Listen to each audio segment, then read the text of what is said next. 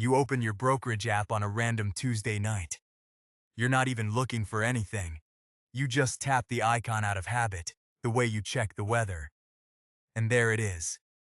It's $250,140. You stare at it for a second longer than usual. Something about this number feels different from the ones before it. You crossed 100,000 2 years ago and barely noticed. You crossed 150 and felt a small flicker of pride. But this one is quiet in a different way. Because somewhere past $250,000 invested, the math underneath your life quietly rewrites itself, and almost nobody tells you when it happens. Here's the part that surprises most people. It isn't about being rich. It isn't about being set for life. It's about crossing a specific line, where the market starts contributing more to your net worth in an average year than you do. Think about what that actually means for a second. For your entire financial life up to this point, you were the engine, your paycheck, your budget, your discipline to transfer money instead of spending it. You were doing the work, and the market was a passenger, tagging along, occasionally helping, occasionally hurting. But at $250,000 invested in a normal year, where the market returns something close to its long-run historical average of 7 to 8% after inflation, your money generates somewhere around $18,000 to $20,000 on its own. No new deposits, no extra shifts, no side hustle, just existing. Now compare that to the actual saver, the median American worker, who's diligently maxing out what they can, putting away $500 or $600 a month, is adding roughly $6,000 to $7,000 of their own labor into their portfolio each year, which means somewhere around this $250,000 mark. For a huge number of investors, the market has quietly become the bigger contributor to their wealth. Not you. It.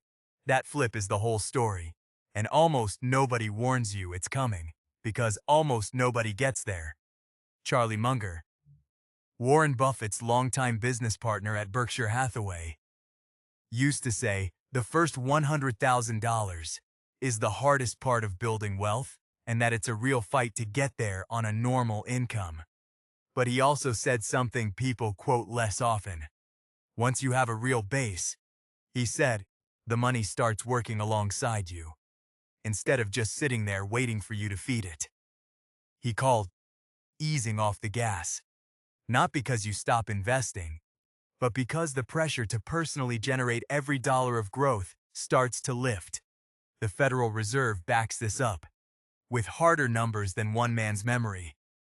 Its survey of consumer finances, the government's most detailed look at how American households actually hold their money, has found repeatedly that not even 3% of our retirement savers in the United States ever cross $1 million in their accounts, and the number of households who ever pass $250,000 in investable assets outside their home is smaller than most people assume. Most Americans never see this stage of the math at all, which is exactly why it feels so disorienting when you do. There's also a psychological shift that happens right around here. An economist, Richard Thaler, who won the Nobel Prize for his work on behavioral economics, has a name for part of it. He calls it mental accounting, the tendency of your brain to treat money differently depending on which mental bucket it sits in. Below a certain threshold, every dollar in your portfolio still feels like savings, fragile, something you could lose, something tied directly to your effort. Past a certain point, your brain starts treating a portion of that money less like savings and more like a second income stream. That reclassification isn't logical, it's psychological. But it changes how you make decisions. History gives a warning alongside all of this. During the 2008 financial crisis, portfolios across the country lost 30 to 50% of their value in a matter of months.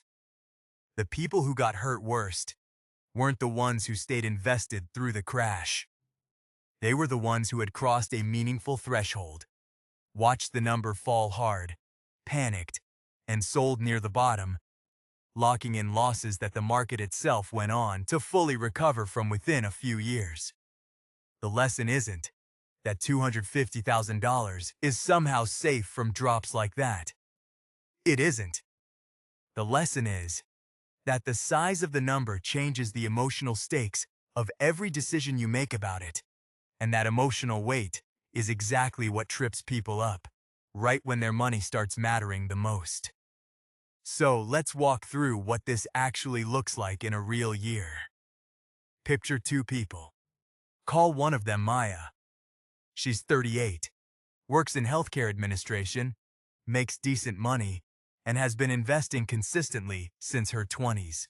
Her portfolio just crossed $250,000. This year, the market has an ordinary run, up about 8%. Maya didn't do anything differently. She didn't get a raise. She didn't pick up a second job. But her account grew by roughly $20,000 from market performance alone, on top of whatever she personally contributed. Now picture her coworker David. Same job, same salary, similar spending habits, but he only started investing 5 years ago and has $40,000 invested. The same 8% market year gives him about $3,200 in growth. Same market, same discipline, wildly different outcome. The gap between Maya and David isn't effort, it's time and threshold. Maya crossed the point where compounding does the heavy lifting. David hasn't yet. This is the part that trips people up, because it feels unfair. It isn't about who works harder this year. It's about who crossed the line earlier, which is exactly the twist most people never expect. Past $250,000 invested, working harder stops being the highest leverage move you can make. Staying invested and staying calm becomes the highest leverage move you can make. That's counterintuitive, because everything about how you were taught to build wealth up to this point was about effort. Save more, earn more, cut back, hustle. And all of that mattered enormously to get you to this line. But past it, the biggest threat to your money usually isn't a lack of effort anymore. It's behavior. It's panic selling during a downturn, because a number that took years to build suddenly drops 18% in a bad quarter. Researchers who study investor behavior consistently find that the single biggest gap between what the market actually returns and what individual investors actually earn comes down to timing mistakes, buying high out of excitement, selling low out of fear. Past this threshold, protecting your money from your own reactions matters more than almost anything else you can do. This threshold doesn't just change your portfolio.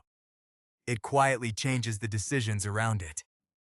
People who cross $250,000 invested often report feeling less anxious about short-term job loss because they know a chunk of their financial life is now growing independently of their paycheck.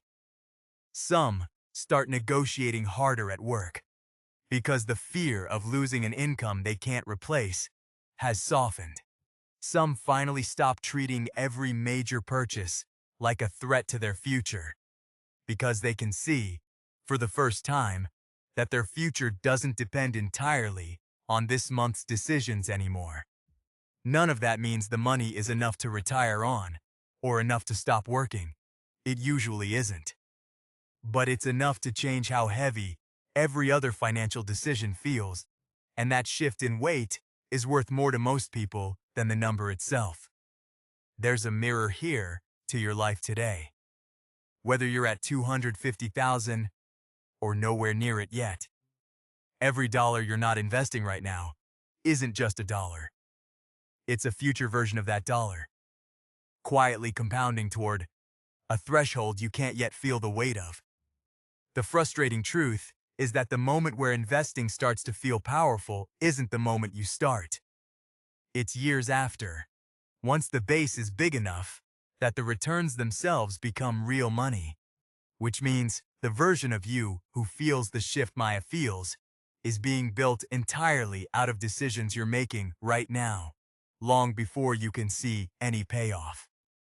It also means the goal isn't to chase some dramatic breakthrough.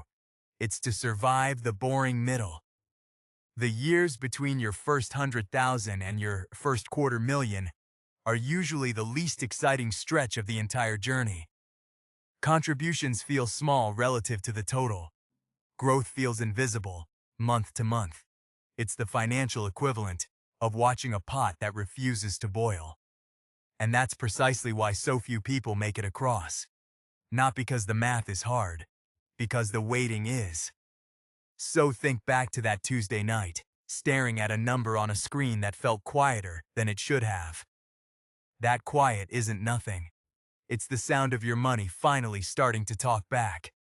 For years, you were the only one making noise in that account, pushing, contributing, deciding.